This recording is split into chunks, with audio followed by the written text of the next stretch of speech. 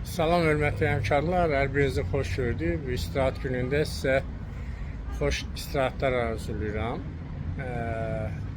Və istirahat günü olduğu üçün bugünkü videonu çox qısa yazacağım. Dünən ümumiyyətlə bir neçə gündür Ramiz Mehdiyev ilə bağlı sosial şəbəkələrdə və mətbuatda gedən yazıları görürsünüz.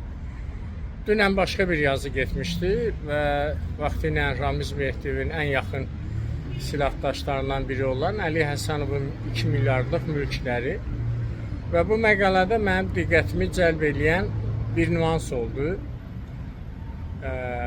Vaxtilə Ali Həsənovun olan Kaspi şirkəti, təhsil şirkəti, hansı ki Kaspi liseyləri və Kaspi kursları bura daxildir.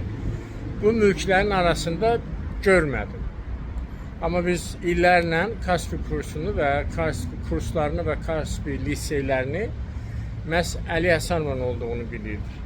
Sonra da məlum olur ki, vaxtı ilə hansı ki Emin Əmrullayevlə Elnur Əliyev bu Kaspi kurslarında işləyiblər.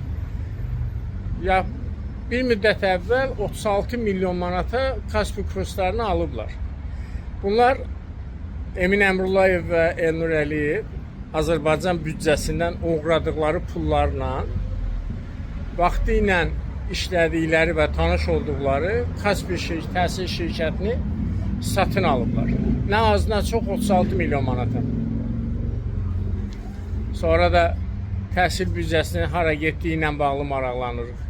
Hələ bu təkcə bir şirkətdir, bir liseyləri alıblar.